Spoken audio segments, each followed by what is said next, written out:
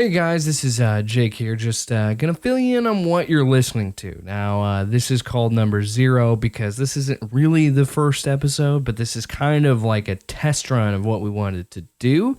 Originally, this was going to be a history podcast and be all about that, and then it quickly turned into talking about comic books and pop culture, so that's where we came up with the idea for off-panel, off-topics. So, without further ado, here you go. Like, that's fascinating, that shit. I mean, how... It's incredible how just writing something down can be preserved the way it has. Right. I mean, we know so much about Norse mythology and Greek mythology because it was preserved. It was written all the time. Well, you got to think about it. They don't have fucking podcasts or Netflix. They didn't have anything recorded. Sports and nothing to do but write shit down. Like, that's the beauty of art, and that is because it has such that connection to all cultures. Everybody can understand art because everybody has, no matter what you believe in, what civilization you're in, you have inspiration, you have imagination. And it's such a beautiful idea that even in the earliest of civilization, human history, they're like, dude, so get this guy named fucking Hercules, what a shitty life this guy's had. And then you could honestly apply that to the Bible.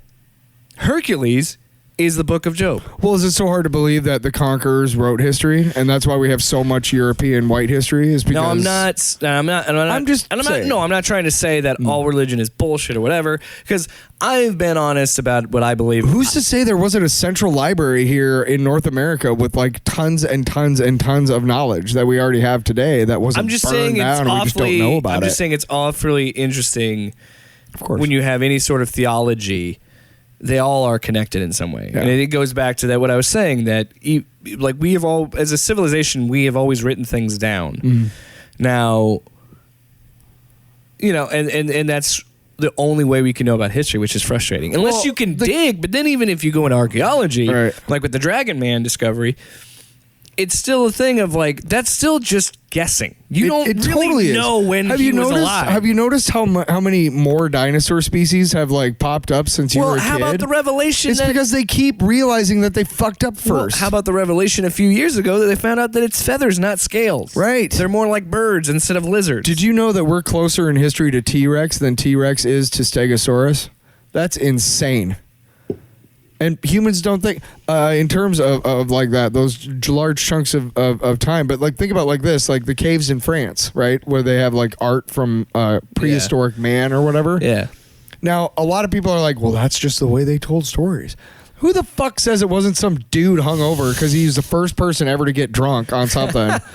And he was just like, fuck, man, what the... Who's to say it wasn't just some dude and we only know about it because it somehow got preserved? That's the funny thing, too, is a lot of this shit wasn't necessarily designed to stand the test of time, but we know about it because, you know, the conditions were right. The bog people in Northern Ireland and Northern UK, these people are perfectly preserved, and it was during the time of Druids they were human sacrifices, but because of the conditions inside the bog, these fucking perfect conditions, they preserve these bodies. That's the only reason we know about them. That's I mean, whether you're religious or not, man, something's guiding it. You know what I mean? Well, and that's what's always surprised me about why people are not interested in history and how civilization started recording things and the fact that you have the Greek, like I was saying, the Norse myths, the Greek myths, and then you jump into American culture, they're tall tales. Yeah. Paul Bunyan and fucking... And who's to say those weren't ripped off from Native Americans? What was the one with the fucking tornado? Johnny Appleseed. The tornado. I don't remember. But John Henry. Yeah, John Henry, the Hammerman, who was supposed to make an appearance in What If? Ooh, that's gonna be a fucking awesome show. But no, it's you just look at that and just think that's so fucking cool and so interesting. Because I don't doubt that the people that started writing tall tales actually knew history and read about Greek mythology and Roman mythology and I'm not disagreeing with that. I think they did. and they put their own interpretation on it. I think if And that's what history can do, and that's why history is so interesting, because you can communicate across generations, you can communicate across cultures. Yeah. Well, that's why you need to watch Tenet so we can talk about this. I Anyway. don't want to fucking watch that. Is it history related? Then don't talk but about what it. you're talking. No, go on. I'm joking. Hate you. I'm joking. Okay, like Captain Marvel, for example, is a perfect example of a period piece smacking you over the fucking head with what period it takes place in. Right? Look, she's landed in a blockbuster. Those aren't around anymore. That's so 90s. Oh, the Captain Look at the Marvel 9 Inch thing? Nails shirt. That's so 90. You know, like what you got to understand as human beings, whatever age you are. If Wonder you're Woman listening- 84 does that too. Yes. The fucking those goddamn X-Men movies. Oh God. Oh, the stupid fucking Bryan the Singer, First dude. Class timeline. The First Class was good. Days No, of but Future I'm saying Past that's is good. that's the But yeah, let's the do McAvoy. it. Let's do it 10 Fassbender. years. Let's jump 10 years every. Real quick, I heard you. I saw your post about this, and I totally agree. Fassbender is way too fucking good in those X-Men movies. McAvoy and Fassbender are too good for those fucking It was movies. on Sunday, and I'm sitting there watching. You know, I'm bored as fuck because it's those religious shows, and Apocalypse is on, and I'm kind of watching it because it really is just a shitty. It's, so dumb. You know, it's so much potential. Anyway, I hate the guy who plays Havoc. I fucking hate that actor. I don't know why, but the part where the guy accidentally shoots his daughter. Oh my God. Oh yeah, and he's crying. I had to turn on the cue because I wanted to hear him act it out because you like can he see cries it. and he says, "My babies." Like, come on, Oh. come on. It's fucking acting right there, man. He acted. Is this what you want from me? That's what I'm saying. Is like that's how good McAvoy and Fassbender are. They did their fucking damnedest to lift that material. Like there's so much heavy lifting on their part. And Oh yeah, dude. Bryan Singer. Only with the Fuck the Apocalypse movie, and I said there's no fucking way in hell I'm watching Dark Phoenix, and I refuse to watch that shit heap of a movie. I did. I forgot about that. I did. That's what I'm saying. But I'm complete. That's why I'm glad. You know what- That's you know why what's I'm good? glad we're getting off topic. But Sure. that's why. This is our history / entertainment / comic book. Well, it's history uncensored, Podcast. so it's all of the history. Yeah. You know, New which Mutants is actually really I don't good, know actually. if that's the name of the title. By the way. if that title's available, so I'm gonna have to beep that up. New Mutants is really good. It's okay. Did you watch it? It's serviceable. It would have agree. have served better if it was an R-rated movie. Yes, and I just for my money, It just leaned into the horror. You can't get a better actress to play Ilyana Rasputin than Anya Taylor-Joy. Well, here's my problem. She's got that weird face Here's my with the problem. bangs. They have a director that made a horror movie that doesn't like horror movies. And he says he does, or he said he like did research by watching these horror movies or whatever. I'm just saying that the movie doesn't lean into the horror enough, I feel like. Or if it did, but it just didn't sell me on it. Multiverse of Madness is gonna. I'm just saying it didn't sell me on the scariness of it. It Sam didn't Raimi. scare me at any point. You know what it made me do? It made me come in my pants. Whoa! Good thing this isn't going out over the air. Ever. No, and that's kind of why I wanted to talk about this, because history is a fascinating. Because honestly, if you didn't like history in school, it's because you just didn't like the stories. Because that's all history is stories. But yeah, and getting back to the point I was gonna make before I totally steered us all to movies, I don't go out of the door. I'm not gonna walk out of the door here and be immediately smacked with the fact that it's the 2020s. You know what I mean? Like while I'm in like my daily work, my daily business, I'm not constantly bombarded by guess what era you live in. Yeah. Yep, you do. Yep. The 90s were never like The early that. The aughts. 90s were fucking never like that. Now, yes, they do get a lot of stuff right, but all they're really doing is buying shit that was made or existed in the 90s and shoving it into a fucking movie. Yeah, I know. And that's the thing, is I think when you don't, and I know Wonder Woman 1984 tries to do this, but it does do the same thing. It's that better Captain than some. But it does the same thing that Right. Captain Marvel does, where it's like you can set a movie in those time periods. Yeah. But it just feels like, why are we in this era? Why are we doing a movie in 1984 when she says when she says in the first Justice League, I turned my back on humanity 100 years ago. Yeah.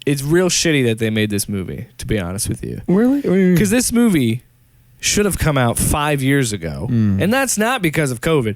It should have come out 5 years ago. While she was alive in the MCU? You can't canonically kill someone and then the next movie be like, well, here's a prequel to when she was alive.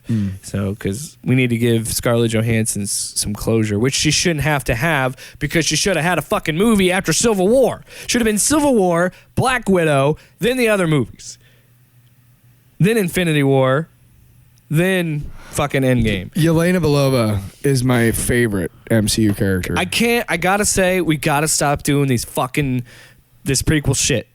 All right? I love history and all that, and this is a history show, but for fuck's sake. This from the guy who said, watch the trailer to the Sopranos prequel. No, prequels can be good, but I'm just saying. But enough. You can't have these world-ending events and then be like, oh, but remember, there's an Ant-Man and Wasp movie. All these people got fucking dusted into existence. But hey, don't forget we got this fun, quirky, which, by the way, Ant-Man and the Wasp, fun fucking movie. Oh, great. Should not have been released between Infinity War and Endgame. Because I get what Marvel was trying to do, because the end credit scene is a gut punch. You're like, oh my God. Like it does bring the stakes back up. But it's like, what the fuck? You could have stitched that scene into Infinity War, and nobody would have just blat an eye. That could have been an end credit of Infinity War. Son of a bitch. Sorry, dude. You're really mad. I'm just upset with prequels. What do you think is going to happen in Loki tonight? I don't know. I'm excited. Well, this is where we cut. I don't want to talk about Loki. Why not? I'm really, really tempted to watch it Tonight? and then rewind it all the way back so she doesn't look Okay, like so when I lived in or hit Ohio, like restart. when I lived in Ohio, I lived with a girl, and we started watching Walking Dead. And then you got ahead of her. I think it was like it was on season 3 when we started. So we started watching the whole thing and we caught up and everything. And I would drink and stay up playing Madden and stuff. And I would get done playing Madden. I'm like, oh man, I kind of gotta watch that. And it was really bad. Like, there was a stereo and I had these short headphones, so I had to like sit right in front of the TV so I could, I put the headphones on so she wouldn't accidentally wake up. She actually woke up one night and caught me, and I was like, It's porn. I'm jacking off. But yeah, she was just like, really? You've been watching this early all this time? And I'm like, I can't help it. Well, that's the thing. We work different schedules. It's Right. hard to line it up to watch at the same time. Now, I like that. I can't fucking wait for What If, though. When I was living over there, I'm excited for I that. really tried to watch things together with Marcy. I really did. But they didn't. They didn't work out that way. So that's why I started watching it whenever the fuck I wanted. I think you're lucky that somebody wants to coordinate. No, and I love that. It is interesting because the MCU is such a fascinating period of like entertainment history, because unprecedented. I don't think there's ever going, like, they're in dangerous territory because they're going full bore comic industry style, and I don't know if that's the right choice. Right. Because not everybody's All going the to TV have. shows. Not everybody's going to be able to watch Loki. Not everybody's going to want to watch. Like, there's some people that aren't like us that want to just fucking consume all this nerdy shit. Feige has said, like, the way that we have the TV shows going is that you don't necessarily have to watch those to still enjoy the movies and understand what's going on in the movies. Well, then how do you explain in Captain America 4 that, oh, Sam's Captain America now? Do you think that people are going to connect that enough from Endgame to the movie that they might have, I think at the beginning of the movie they might have a little recap. Honestly, they could. I think there's enough symbolism in Endgame to be like, of course he's going to be Captain America. Right. But so I'm sure people could figure that out on their own. But I'm just saying that, like, there are some times when I have to be like, wait a minute, and I have to like look it up and be like, okay, that's who he is. Like, there's times when I have to give Ashley like a fucking Wikipedia snippet to explain who a character is or the significant. Like when we saw Black Widow, they dropped the Crimson Dynamo line, and I grinned. And I because he's part of that Winter Guard. There's a bear, Ursa Major. But the thing is, they already did Crimson Dynamo because Whiplash was a combination of Crimson Dynamo and Whiplash. That's why that joke is so funny to me, because then he immediately corrects and goes, Red Guardian. Like, he's like, no, we're not fucking doing that. And I leaned over and I told Ashley that, and she just laughed at me because it's like, of course you would know that nerdy shit. And it's like, well, actually, I'm totally that guy too. Oh, I know. Especially with Marvel lore. Good God. You fucking Marvel slut. This is a text I got last night. Says the guy who's a DC guy. This is the text I got last night. Hey, why aren't we doing a comic book podcast? And this is my response. Because I'm a Marvel whore and Batman sucks. And that perfectly encapsulates our comic book love. I know enough about DC to get by, and you know enough about Marvel to get by. But we're both whores for our companies. It's true. If you go into a store, I definitly favor DC. I go straight to Marvel. I'm coming around to Marvel because I've been again. This goes back to the nostalgia trip.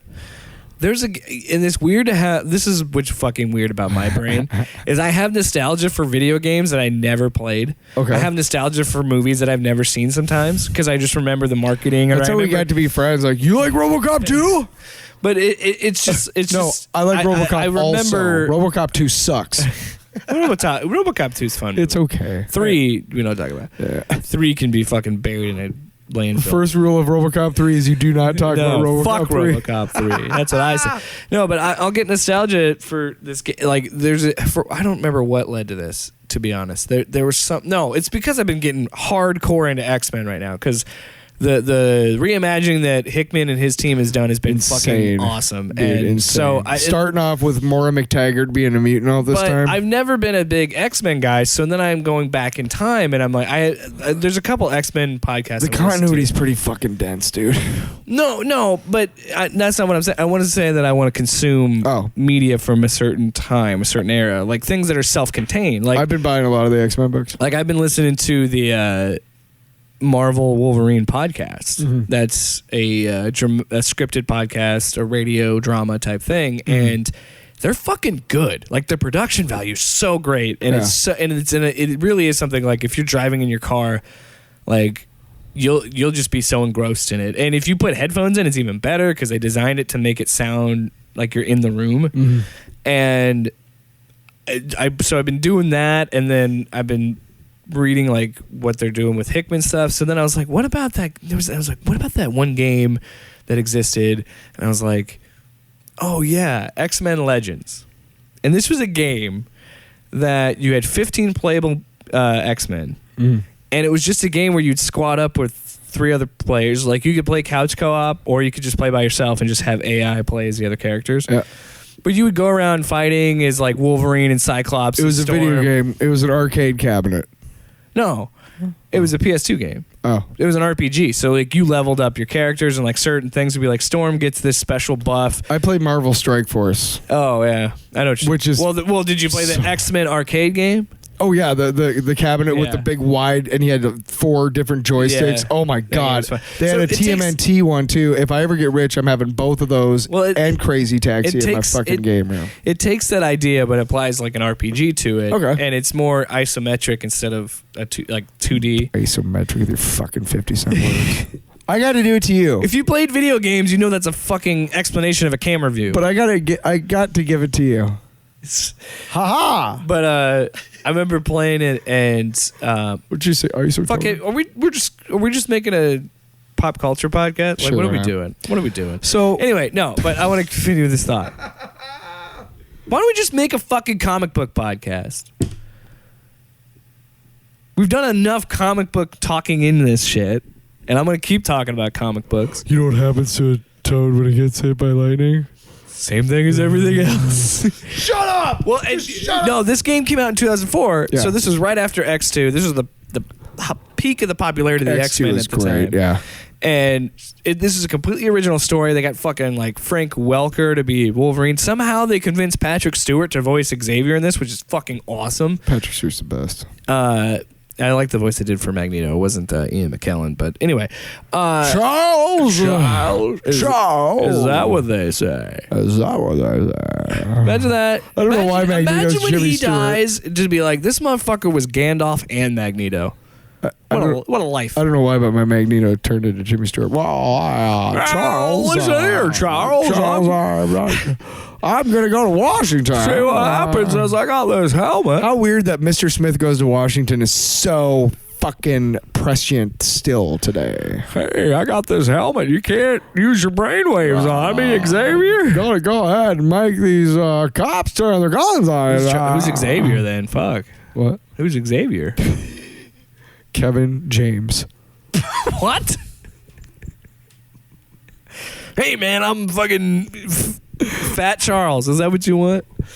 You want a fat Xavier? Might as well just I can't do it on the radio. Just put fucking Kingpin in a wheelchair. There's a story. That's a what if. Oh, what if? Actually, I had a what if. What if Kingpin is Xavier? I had a what if comic book, and it's one of the darkest ones I ever read. But it's what if Daredevil had actually killed Kingpin, and there was a original sin.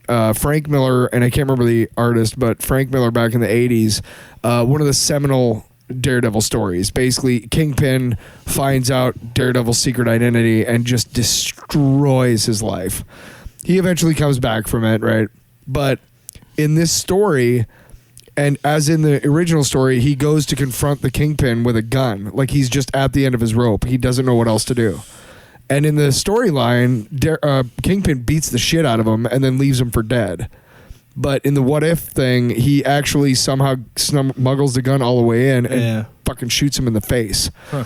And it is dark as fuck, dude. Like, he loses his mind, and he's like ultra Catholic and oh, it's fucking great, man. It's just, whoa. Have you seen Karen Page gets murdered by like a gang? It's fucking crazy. Have you read the Spider-Gwen comic?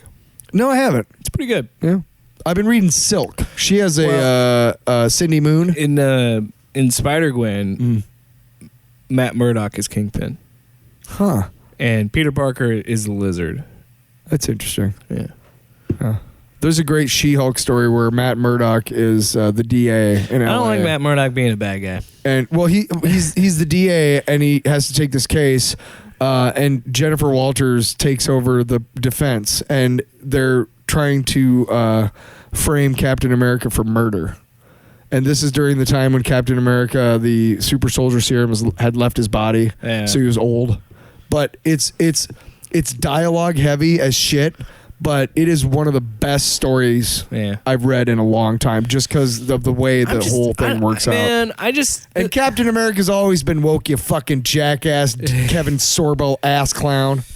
Dude, you know what I like. This is the thing about what I've been thinking because I've been reading comics for a very long time, and I've been trying to write comic books for as long as that. I've been trying to write in general, but like when I was writing comic books, I feel like I get more satisfaction myself writing and reading comic books that have finality to them.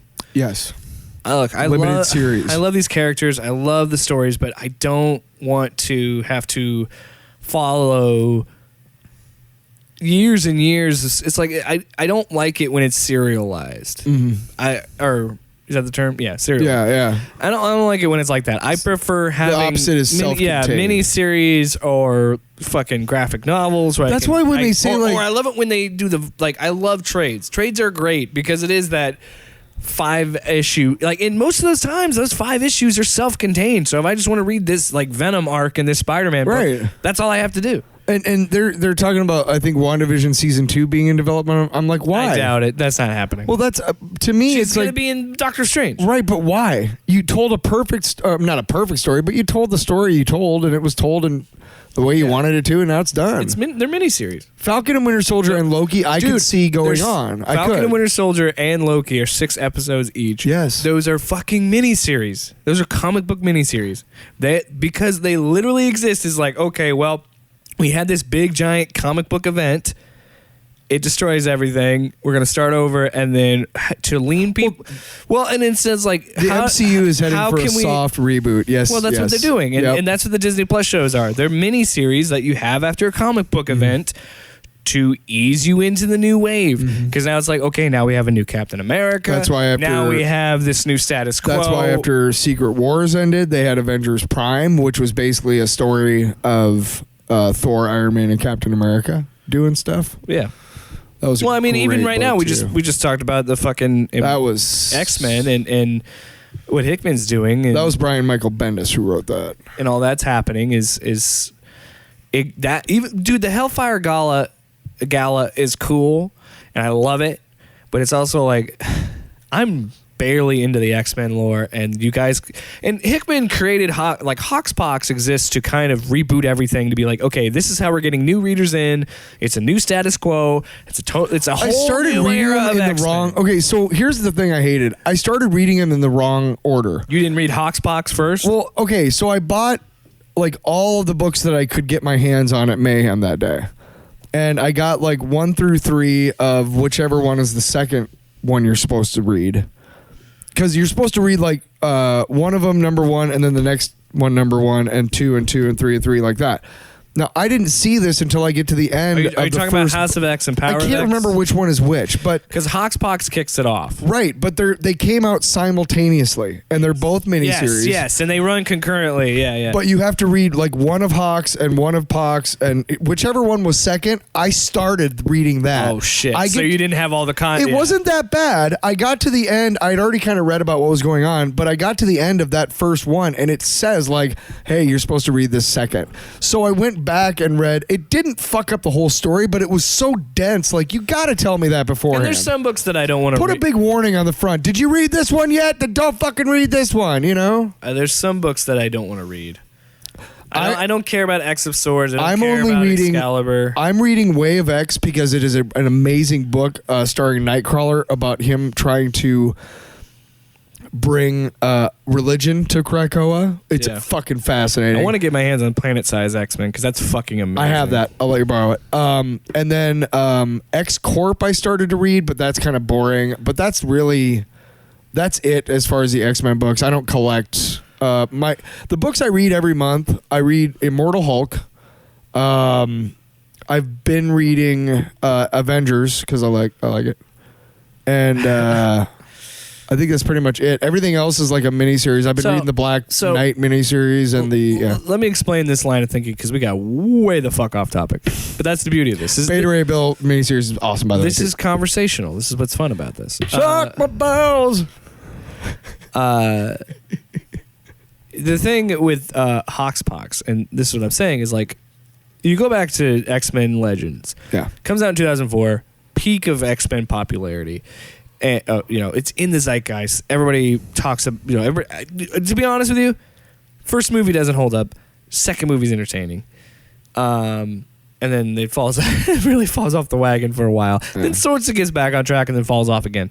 But that is the history of Fox's X-Men. Hey, but it was an original story. It was something unique, and it was such a cool idea. And then they expanded on that. And did X-Men Legends 2, Age of Apocalypse, and they bring in a Rise of Apocalypse. It's based on the Age of Apocalypse storyline.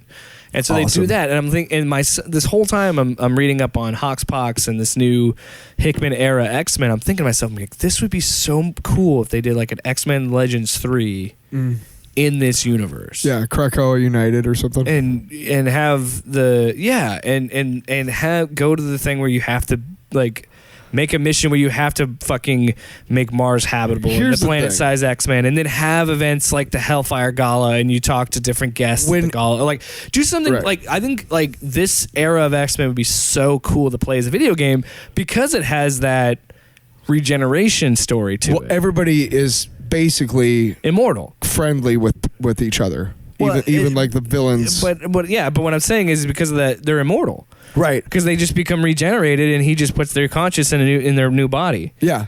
That's why Kurt's trying to bring religion to Krakoa, because he's horrified by the kids. Yeah. Like he's on a mission with a bunch of them, and one of them hasn't been killed and resurrected, and the other ones are giving her shit for it. Yeah. So like they get done with the mission, and she's like, "Oh, it didn't happen again." And like her friend's like, "I'll help you," and just like cuts her head off. And Kurt's just like, "What the fuck?"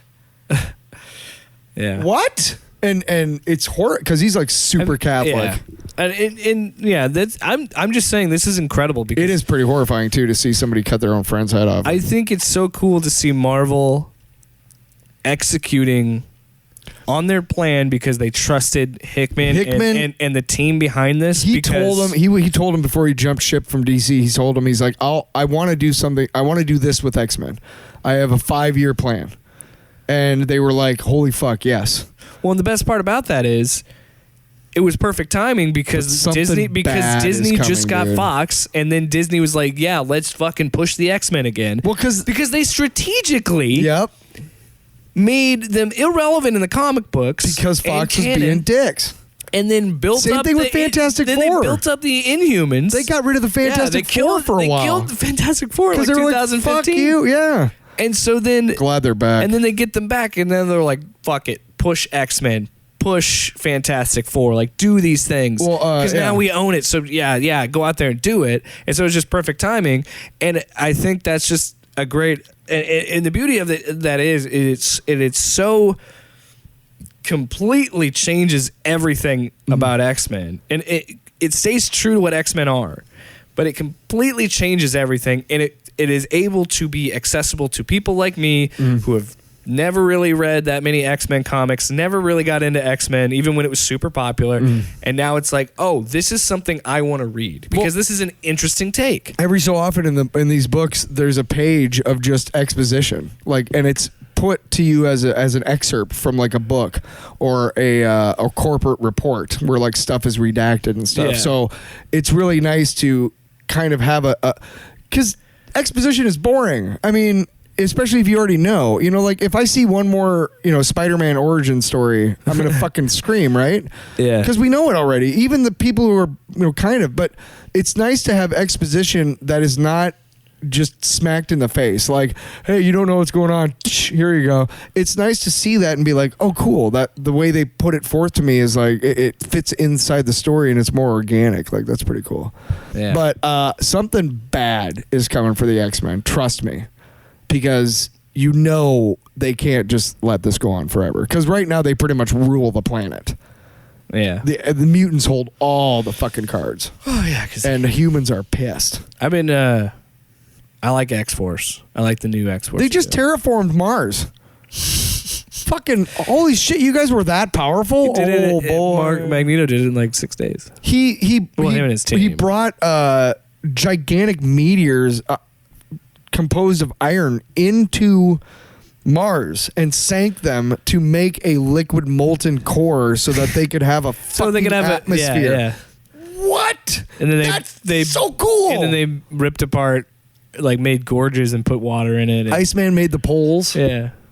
Storm created the weather, and then it just... Well, it's just so funny because it's like, you need this, and this, and then Magneto's just like, all right, I'll be back. Yeah. And then he did it in like 6 days. Yeah. They built a whole fucking planet, and I love that they did it in... did they say 6 days? It's in planet-size X-Men, so yeah. I think so. But that's what I'm saying is like, oh my God, they really went the God route of like, well, they built Mars in 6 days. Dude. It's insane. It's really good. Well, thanks for listening to us jibber jabber. I don't even know what we're talking about. Who cares? Who cares? I do. Do you? I care a lot. Do you? Yeah, whatever.